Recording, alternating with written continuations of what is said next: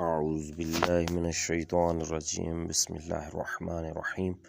آج ہمارا جو درس ہے وہ رموز و اوقاف قرآن مجید کے وقف کرنے کا جو قاعدہ ہے کہ ہم کہاں ٹھہریں گے اور کہاں پر ہمیں وقف کرنا چاہیے، کہاں پر نہیں کرنا چاہیے، اس حوالے سے ہوگا۔ تو یہ ویڈیو پوری دیکھیے تاکہ آپ قرآن کے اوقاف جو ہیں وقف کے احکام جو ہیں ان سے صحیح طرح واقف ہو سکیں۔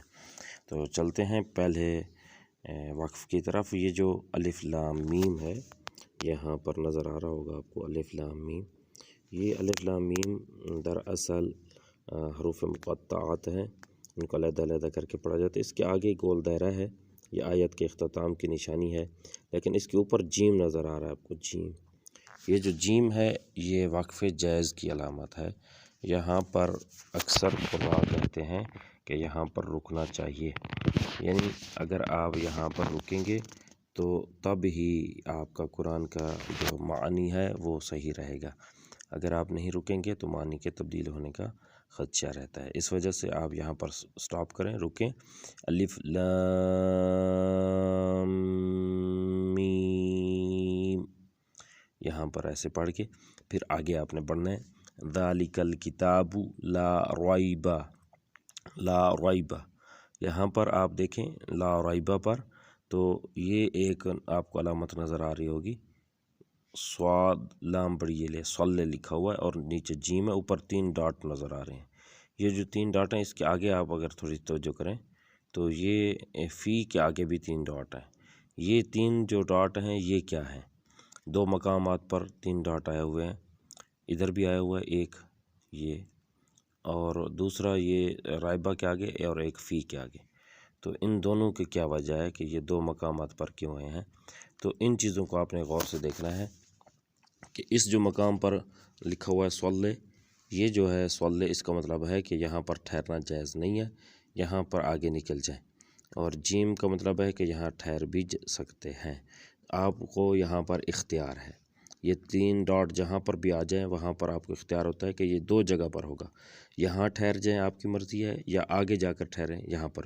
ان 2 مقامات میں سے ایک جگہ پر ٹھہرنا ازحد ضروری ہے، تو یہاں پر آپ نے ٹھہرنا ضرور ہے، یا ادھر رکیں یا لا ریب فیہ ایسے بھی پڑھ سکتے ہیں، یا اس طرح ذالک الکتاب لا ریب فیہ ھدی للمتقین، اس طرح بھی ریب پر بھی رک سکتے ہیں، اور اگر لا ریب فیہ اس طرح پڑھیں تب بھی ٹھیک ہے، یعنی فی پر آ کے رکیں یا ریب پر رکیں۔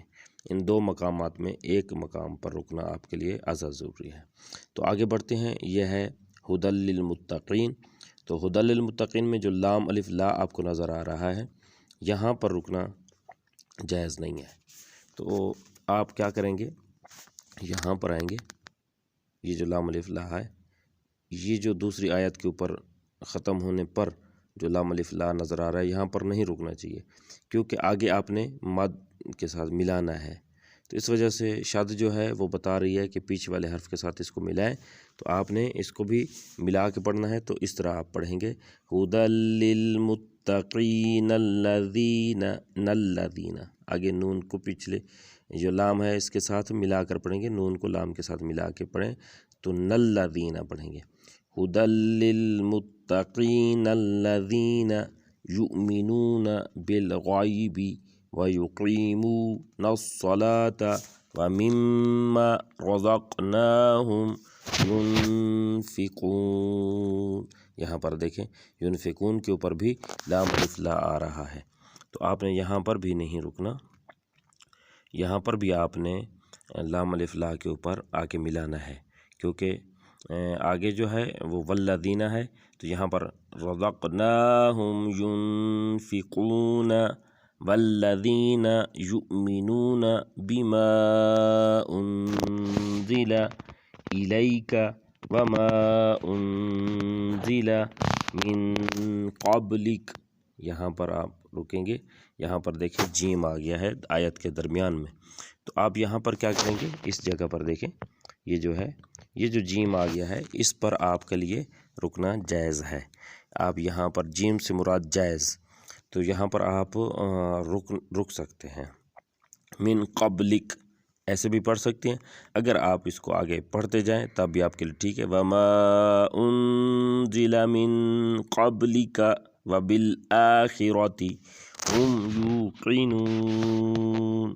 تو یہاں پر دیکھیں جب آیت ختم ہو رہی ہے تو اس آیت کے اوپر ایک چھوٹا سا طا لکھا ہوا ہے، تو یہ وقف مطلق کی علامت ہے۔ مطلق توئیں سے ہے، تو یہ جو توئیں ہیں لکھا ہوا ہے، طا لکھا ہوا ہے، اس کا مطلب ہے یہاں پر ہر صورت آپ نے سٹاپ کرنا ہے، رکنا ہے، یہاں پر اس آیت کو یہاں پر آپ نے روکنا ہے۔